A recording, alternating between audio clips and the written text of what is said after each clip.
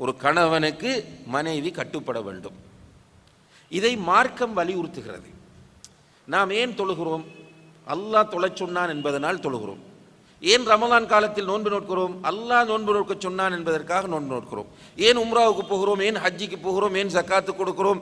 ஏன் என்று கேட்டால் எல்லாத்துக்கும் நம்ம சொல்லக்கூடிய பதில் என்ன? அல்லாஹுடைய கட்டளை. அதே போன்று அல்லாஹுடைய கட்டளை தான் ஒரு பெண், உண்மையான முஸ்லிம் பெண், முன்மாதிரியான முஸ்லிம் பெண் தன்னுடைய கணவனுக்கு கட்டுப்படுவாள்.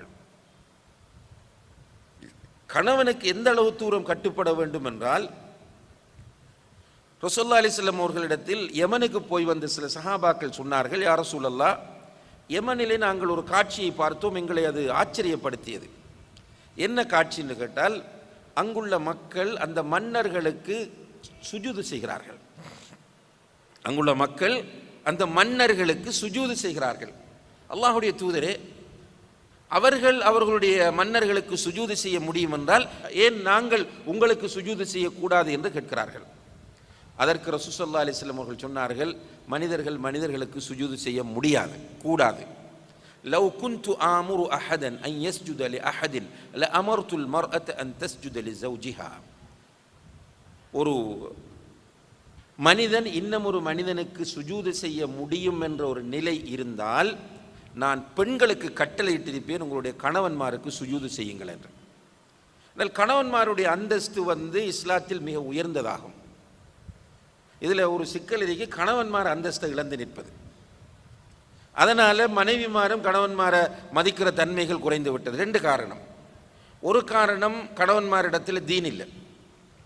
தீன் இல்லை என்றால் இப்போ கிழக்கரை, காயல்பட்டினம் இப்படியான ஊர்கள் என்ன செய்கிறாங்க? கணவன்மார் மனைவிமார வீட்டில் உட்கார்றாங்க, மனைவிமார்கிட்ட சீதனம் வரதட்சணை கேட்குறாங்க.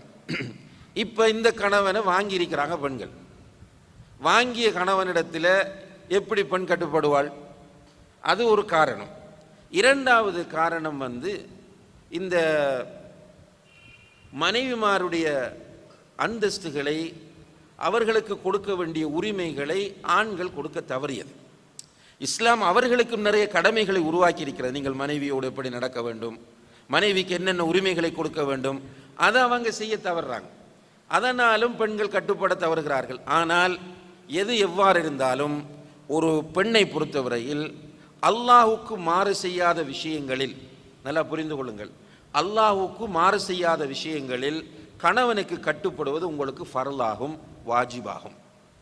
உண்மையிலேயே இந்த விஷயங்கள் குடும்ப வாழ்க்கையில் இல்லாத காரணத்தினால்தான் குடும்ப வாழ்க்கையில் நிறைய விரிசல்களும் பிரச்சனைகளும் உருவாகின்றன.